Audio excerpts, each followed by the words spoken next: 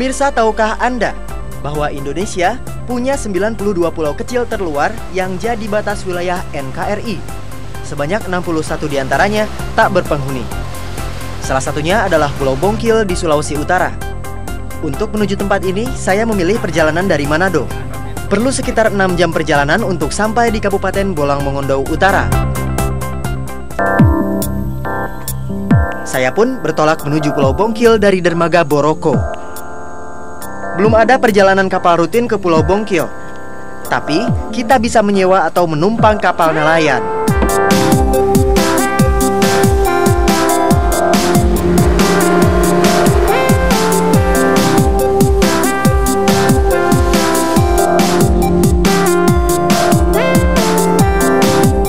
Kita sudah dekat dengan Pulau Bongkil. Itu Pulau Bongkil, luasnya sekitar 4 km persegi. Di utara sana sudah Filipina, jadi ini adalah pulau terluar Indonesia dan harus kita jaga.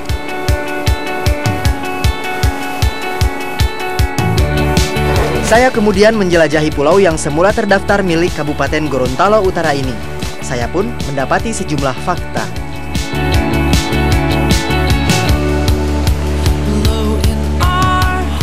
Pulau Bongkil ini akan dijadikan sebagai daerah para wisata bahari karena mempunyai potensi pasir putih dengan daerah terumbu karang yang menjadi pusat untuk pengembangan pariwisata. Pemerintah daerah berupaya untuk ada penjagaan lebih khusus dan intensif di pulau ini, tapi sampai sekarang ini memang belum ada. Peningkatan kesadaran para nelayan untuk menangkap ikan dengan baik harus jadi prioritas. Pasalnya, pemboman ikan masih marak. Kurangnya logistik dan personil pengamanan juga jadi masalah lain. Halo, Pak Arif. Karena mereka melakukan pemboman ikan, Bapak melarang. Iya. Mereka malah marah gitu. Iya. Oh. Jadi karena mereka takut ditangkap, jadi untuk melakukan pengejaran kita nggak bisa karena keterbatasan BBM. BBM. Nah, jadi itu yang harus diperhatikan pemerintah, Pak ya. Meski tak berpenghuni, ada pondok yang sering dipakai nelayan untuk beristirahat. Sebuah mercusuar juga berdiri tegak di tengah pulau. Sayangnya, mercusuar ini tak berfungsi, padahal perannya penting untuk kepentingan navigasi laut. Pantai berpasir putih serta hewan kecil yang menyertainya baru sebagian kecil potensi yang dimiliki Pulau Bongkil. Tugas kita berikutnya adalah memaksimalkan potensi pulau kecil terluar ini.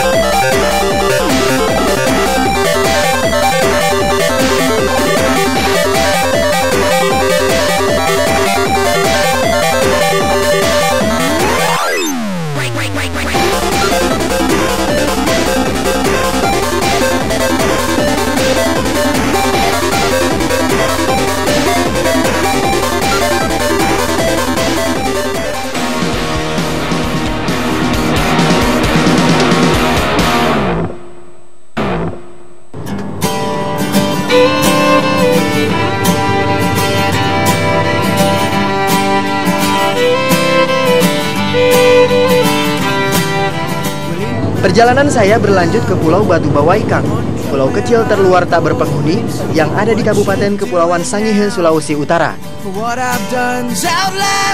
Untuk menuju ke sana, saya perlu terbang 50 menit dari Manado ke Pulau Sangihe.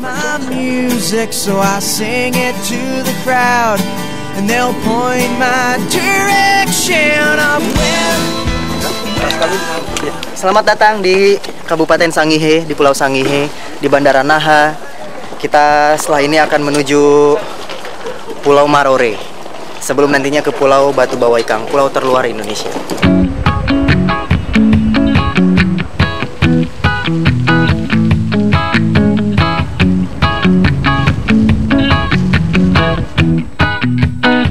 Pulau Sangihe ada sejumlah tempat wisata yang bisa kita datangi.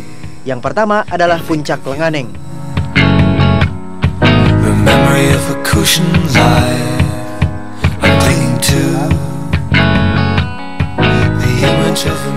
Memiliki pemandangan alam yang begitu bagus, dan ini juga biasa dimanfaatkan untuk spot para layang. Ini di sini ya Pak?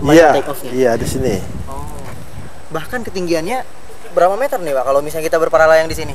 Kalau di puncak biasanya 300 meter Pak ya? Kalau di sini 700 lebih. Dan ini para layang bisa terbang berjam-jam di sini karena bisa menikmati seluruh pemandangan kepulauan ini dari udara.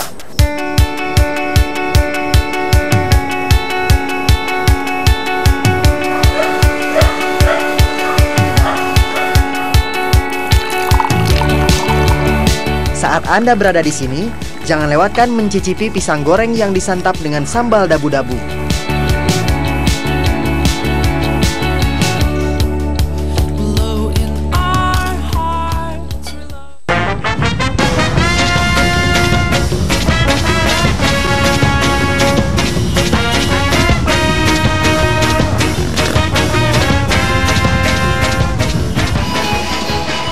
Wah, udah nyampe.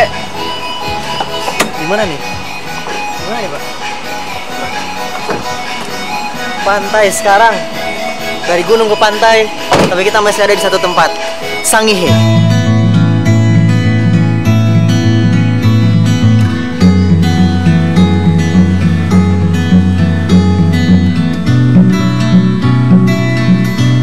Selain menikmati panorama ketinggian, di Sangihe pun kita bisa menikmati indahnya Pantai Likuang.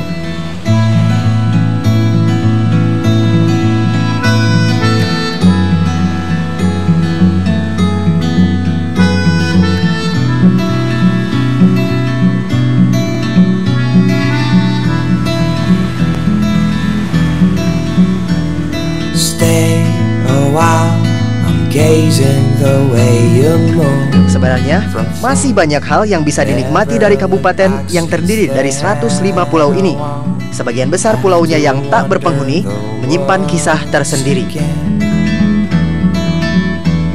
Stay a while, I'm watching the story goes afar.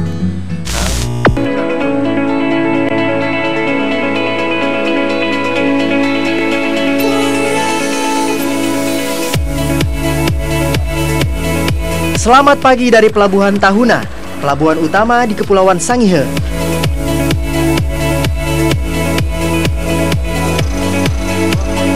Dari sini, saya akan bertolak ke Pulau Batu Bawaikang. Saya menumpangi kapal yang ditunggangi para petugas Direktorat Pendayagunaan Pulau-Pulau Kecil Kementerian Kelautan dan Perikanan.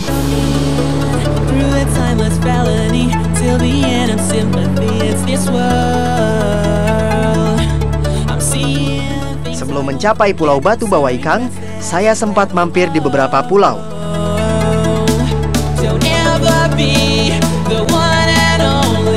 Perjalanan saya berlanjut ke Pulau Marore. Ini adalah satu di antara 28 pulau lain di Kabupaten Sangihe yang berpenduduk.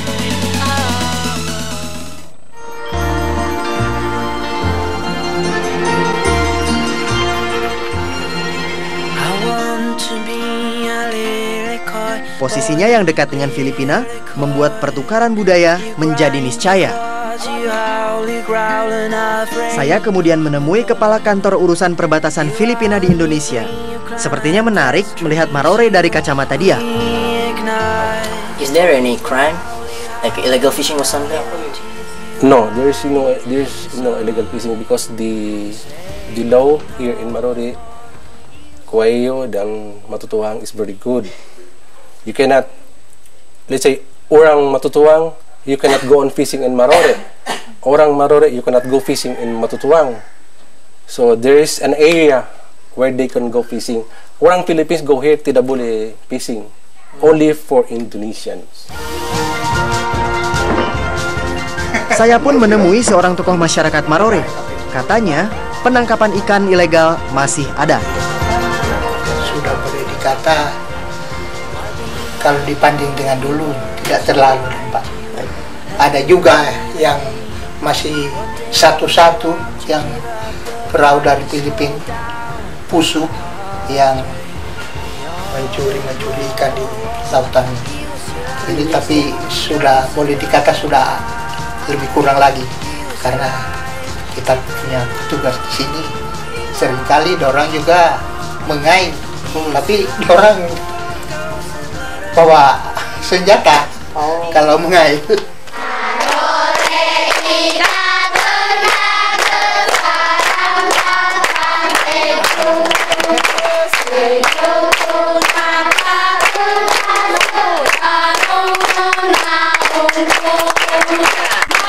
Pendidikan, bidang satu ini yang kemudian saya potret. Di Marore, anak-anak SD terlihat bersemangat meski gurunya mengeluhkan sejumlah hal.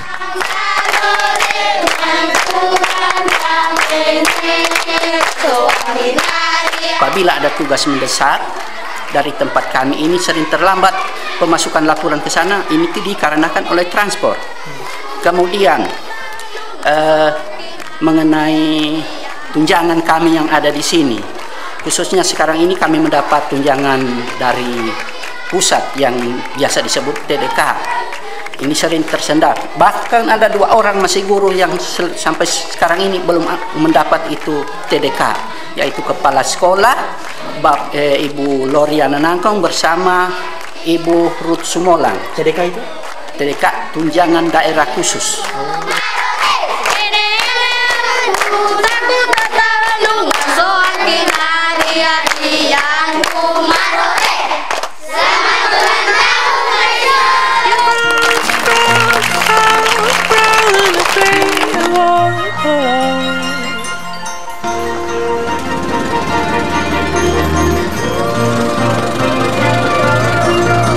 Tujuan terakhir saya adalah Pulau Batu Bawaikang.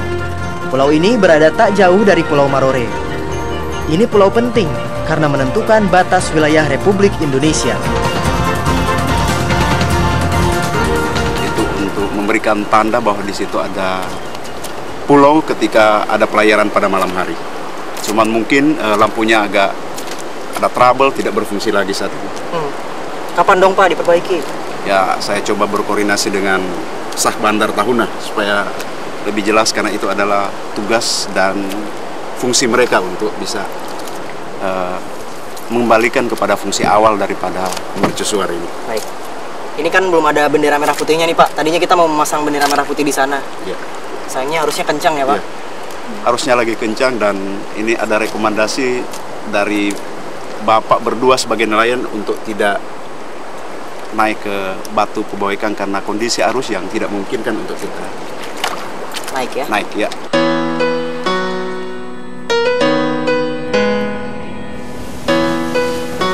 Sebenarnya pariwisata bisa menjadi tameng untuk menjaga kedaulatan negara. Namun, dukungan keberadaan infrastruktur merupakan unsur yang penting didahulukan agar masyarakat sejahtera segera jadi nyata. Nusantara yang luas dan kaya seolah tak ada habis-habisnya dijelajahi. Perjalanan saya dari pulau terluar tanah air akan dilanjutkan rekan saya Azelia yang akan menggali pesona kota kembang Bandung. Tidak tanggung-tanggung, Azelia akan keliling kota Bandung selama 24 jam non-stop. Dalam bangunan bercerita, angin berhembus cepat, semua menghilang dan